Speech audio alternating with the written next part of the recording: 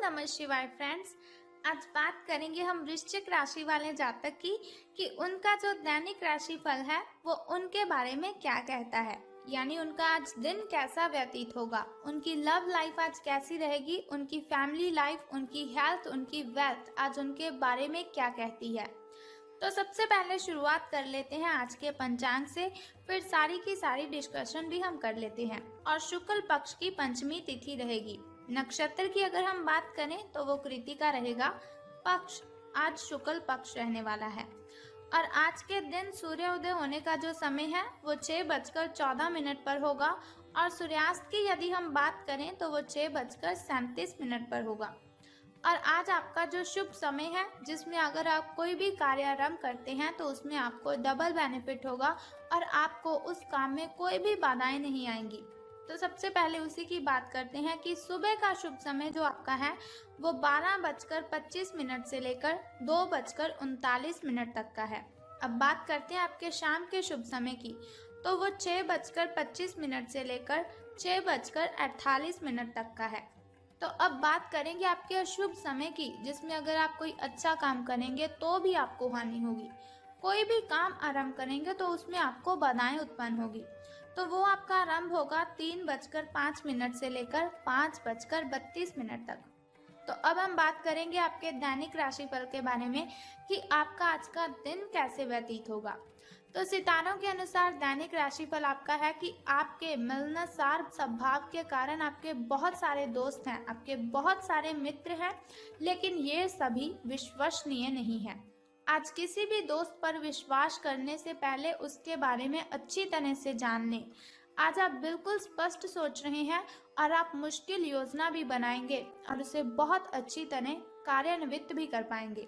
अपने अधूरे काम आज पूरे कर दें और चिंता मुक्त हो जाएं, क्योंकि आज का दिन आपके लिए बहुत ही अच्छा है। अब हम बात कर लेते हैं आपकी हेल्थ के बारे में। स्वास्थ्य और कल्याण राशिफल और सितारे आपकी हेल्थ के बारे में क्या कहते हैं।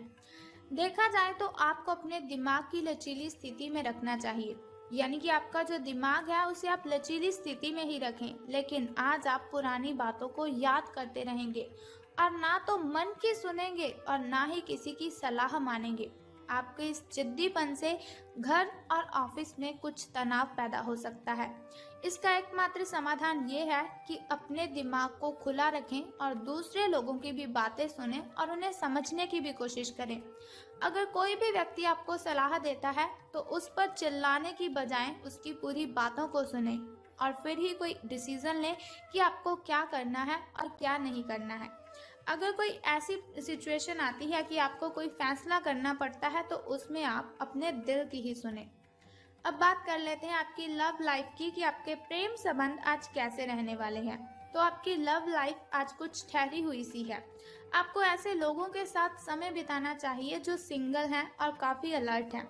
इससे आपको ये पता चलेगा कि ज़िंदगी में किसी का साथ पाने की बजाय और भी बहुत सी चीज़ें हैं जिन्हें आप कर सकते हैं। अगर आप बिल्कुल अकेले हैं तो अपने जीवन में किसी का स्वागत करने के लिए नए टिप्स इकट्ठे आप कर सकते हैं। अब हम बात करते हैं कैरियर और धन राशिफल के बारे में कि आज आपकी वेल्थ आपका कितना साथ देगी।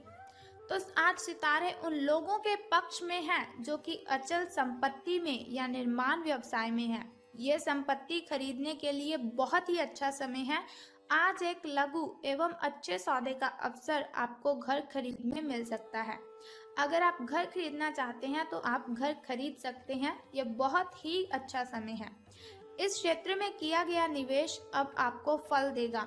अच्छे परिणाम के लिए आज अचल संपत्ति में निवेश शुरू आप कर सकते हैं। आपको बहुत ही फायदा होगा, लेकिन ध्यान आपको किस बात का रखना है कि स्वार्थी मित्रों से आपको बच के रहना है। कुछ लोग आपका फायदा उठाने की ताक में बैठे हुए हैं। और अगर आपका कोई मित्र आपको किसी समारोह पर जाने के लिए आमंत्रित करता है तो आप बेझिझक उसके साथ चले जा सकते हैं। इससे भी आपको बहुत ही रिलैक्स फील होगा। आपकी जो टेंशन्स हैं उससे आपको राहत मिलेगी।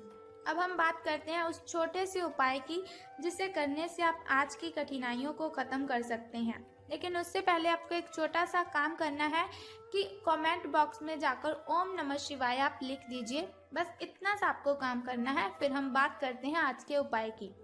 यदि चंद्रमा के कारण कष्ट हो रहा है, आपकी माता बीमार है या फिर आपको मानसिक चिंता है, मानसिक निर्बलता हो, फेफड़ों में रोग हो अथवा धन का नाश हो रहा हो, तो चांदी को बहते हुए पानी में बहा दीजिए। चंद्र संबंधी सभी कष्टों का निवारण होगा।